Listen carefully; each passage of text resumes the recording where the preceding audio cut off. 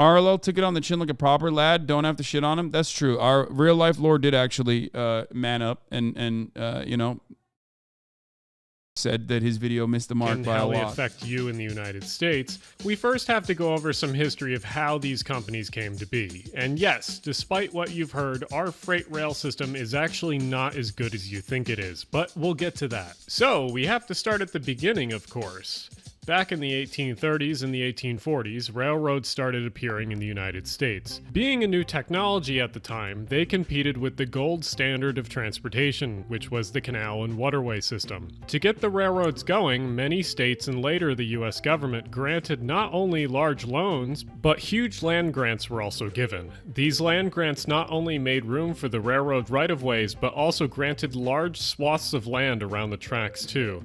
This gave incentive for the railroads to build outward rapidly, commonly selling off portions of land to settlers and new businesses along the way. This was also basically a way for the US government to kind of get companies to do the dirty work by forcing Native Americans off of part of their lands too, so that should not be understated. But later in this video, when talking about modern railroads, let us not forget that these lines would have not existed if it wasn't for the US government, immigrant laborers, and a ton of loans from each of the individual states, but we'll circle back to that later. Moving on a bit in history, all of the railroads mostly did incredibly well all the way up until the 1950s and 60s.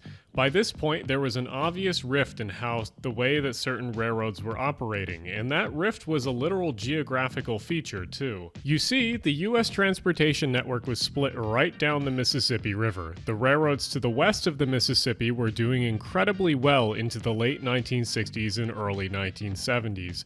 For example, the Burlington Northern built new coal hauling routes in the early 1970s, and that made it into a golden goose worth billions of dollars. This is in stark contrast to the railroads that were operating to the east of the Mississippi, with the most ominous being the failed merger of the Pennsylvania and the New York Central Railroads.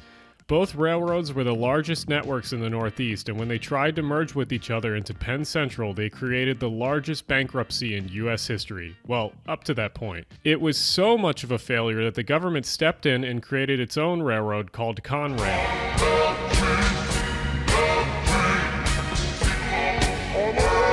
A few years after Conrail's creation, the government also passed the Staggers Act, which was the first endeavor to help deregulate the industry to promote growth. The Western railroads continued to be successful, and despite many routes having to be abandoned or mothballed, the East Coast operations were saved by Conrail. But there was one consistent thing that was happening the entire time. Railroad after railroad was disappearing, slowly being bought out by its competitor, and this largely mirrors what in modern day how social media sites buy each other out. In the following decades, railroads like the Burlington Northern would buy out one of their competitors and acquire all of their tracks. The Burlington Northern bought the Santa Fe, so it naturally turned into the Burlington Northern Santa Fe, or BNSF, or the Big Orange Railroad as most people see it nowadays.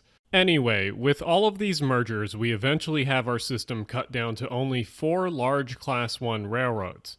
Yes, I know there are some others, but they kinda don't count. These 4 railroads own the entire rail system in the United States. There are some exceptions, but we'll get to those later. And all of these railroads don't even compete against each other. BNSF and Union Pacific control all of the tracks west of the Mississippi, and CSX and Norfolk Southern control all of the tracks to the east. This effectively leaves the US with 2 duopolies that control the entire rail logistics system. And even worse, most cities in the US only have one railroad operating to and from that city. For example, if you had a business that needed to ship a product via rail and your business was in Albuquerque, New Mexico, the only railroad to ship things in and out of the city is BNSF.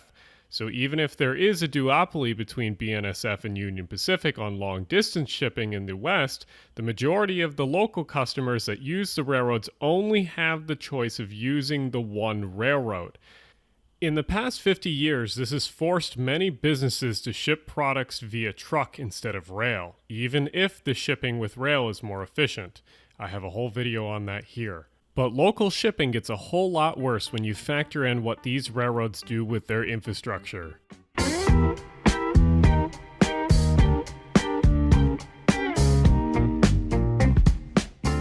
So, if you ever watch late night news or a television channel that only elderly people might be watching, you might run into a commercial like this, where it's some predatory company trying to get you to do a reverse mortgage on your home for them, basically allowing you to sell back the home to a bank or an investor slowly, almost as if you're taking it all out that you originally put in to buy the house and pay off the loan in the first place.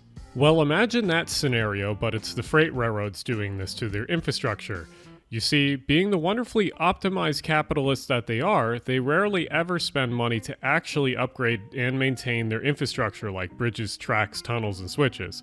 They often will downgrade infrastructure to have less of it, but only later to bitch and complain that there's too much demand when it's their own fucking fault that they can't ship their own goods. There are really only two situations where they will actually upgrade or improve things. One is if there is an insane demand and they have a bottleneck for like a decade. This is what BNSF did with their main line. Or if you have a bridge that completely fails and they have to replace it. But if there's one thing to blame for the lack of care for infrastructure and slower operations, it is the implement of a practice called precision scheduled railroading. And like the title suggested earlier, it is neither precise nor scheduled and is barely railroading.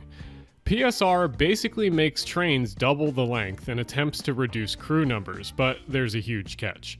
You see, in the past, you would normally ship 200 cars, like 100 to one place and 100 back the other direction. You'd normally need 4 trains. And because they were shorter trains, they could easily use the passing sidings to get around each other. And you could accomplish this in 2 shifts on one line, meaning they'd have to pay 4 crews to get this all done. But when PSR came into practice, suddenly you had trains that were too long to fit on passing sidings, meaning that some of the passing sidings were too short for the new double-length trains. Normally, for any logistics operation, this would be a huge problem, because suddenly the line would be operating 50% slower. But, this is not a logistics problem in the eyes of railroad CEOs and bean counters. You see, even if the trains are 50% slower, the railroad only has to pay for 3 shifts of workers instead of 4. And also, because the trains can't fit past each other now, one of the 3 shifts usually gets to sit with a train for multiple hours waiting for an open line, not moving until they clock out and have to get driven back to the yard or to a hotel. All of this just increases issues with the supply chain, exaggerating problems that already exist by making goods and freight go even slower from point A to B. This is extremely obvious at the end of the pandemic when items were on backlog and certain goods were out of stock with manufacturers for months. Also, if you're on Amtrak and wonder why the freight trains keep getting in the way and delaying your train, this is why. It doesn't matter if Amtrak has the priority, the freight train can't physically get out of the way because it can't fit on the sidings anymore. Before we move on, I want to briefly mention that all 4 Class 1 railroads. Another instance where capitalism, instead of maximizing on efficiency, is just creating opportunities for companies to drive more profits rather than create new solutions. And also, of course, let's not forget that the entirety of the system is on government-funded infrastructure, okay? Public funds that went to infrastructure that now we all rely on at this stage. It could be done better, and there are plenty of examples in Europe that are adequate. Railroads have refused to electrify their lines and trains, mainly because every one of them hates capital spending. And dear God, if they have to plan more than a fiscal quarter at a time. When nationalizing this seems like a no-brainer. It's it's not even a no-brainer. It's what needs to be done, but they won't do it. Networks like the Indian Railways are fully electrifying. The US continues to use beat-up diesels, and they're not even ordering new diesel locomotives. The last large order was in 2008. They've been rebuilding them since. It's only a matter of time before a state or fuel prices forces them to start electrifying. And no, hydrogen and battery locomotives are a scam. They are not going to work, or at least by themselves they won't. I was recently on a podcast that discussed this topic, and you can listen to that here. Anyway, let's go onwards. That's not there, brother. So, if there's one thing that every corporation loves doing, it's boasting about record profits and then immediately saying to employees that, oh, we can't pay them anymore. And railroads are no stranger to this concept. And then how workers are treated at the largest railroads in the country is a complete shame. Every rail worker is required to work roughly 5 days a week, but if you haven't worked for Oh, it was like top right of the screen. Okay, my 10 bad. or more years at the railroad, you get absolutely shafted with hours. Basically, you're working 5 days a week, but during those 5 days, you have no idea what your hours are going to be until 4 hours before your shift. You get a message or call phoning you in for your shift. This can be at 10 a.m., 5 p.m., 2 a.m., doesn't matter. You have to show up for your shift after you get that call 4 hours before. You can imagine that this can wreak absolute havoc on your social life. You basically just have to give up on that during the week when you're on call. And recently, between furloughs and railroads constantly being understaffed because of mismanagement during the pandemic, workers have had enough. You might have heard about it, but in the middle of September, all of the rail workers' unions were authorizing a strike. The strike was mainly asking for better working conditions, more paid days off, and better medical leave. You know, basic fucking benefits. For now, the strike has been averted as the federal government pushed for the companies to agree to some of the union terms, but I have a feeling that we're going to see this again. We aren't at the end of it, because the workers didn't nearly get enough. Either way, it's terrible that these companies can fuck up the environment, purposely run shittier services, and treat their workers terribly. I live in the UK and we have similar infrastructure issues here. Sadly, we rely more on rail travel and it's deteriorating by the day. Ticket prices increasing, profits increasing, but zero investment in staffing or passenger comfort. It's like riding on a cattle truck. Yes, you do understand that it's also a consequence of privatization. That's what it is in the UK as well. Literally privatization. That's what is the issue. You know, Europe is just like following on the footsteps of capitalist daddy, United States of America. Without any threat from the government. But that's not entirely true because there are some solutions to fix our broken freight system. I wonder what he will say. So, as I said in the beginning, the US does not currently have the best freight rail system in the world. Hell, not even in North America. Canada actually does it slightly better, but they've got a bunch of different problems. If you want an example of a truly fantastic rail system, Switzerland is easily the best in the world at the moment, but that's a topic for another video entirely. Plus, you bozos in the comment will be like, but Switzerland is so small compared to the United States. Look, there was really only one country in history that ever matched the size of the US geographically.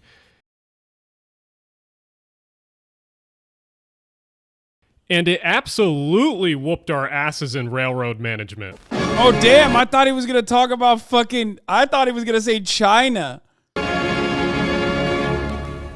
But again, let's talk about local policies that we could enact to fix this shit. I literally thought he was going to say China, which, by the way, also whooping our asses. Tax incentives. If the railroads are motivated by money, then let's make the money walk the walk. Let's change property tax policies to push railroads to double track again and also electrify. Then let's legally bind them to run services fast and not skimp on crews just to save a fraction of the dollar. But if you really want to shape them up in their acts, you would scare them with the N-word. No, not that N-word. We're talking about nationalization.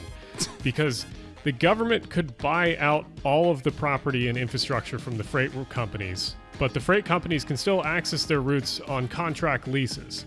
I actually have a whole video on this concept, and I have a second video on nationalization coming very soon. Okay, this one he didn't actually whole video on this concept.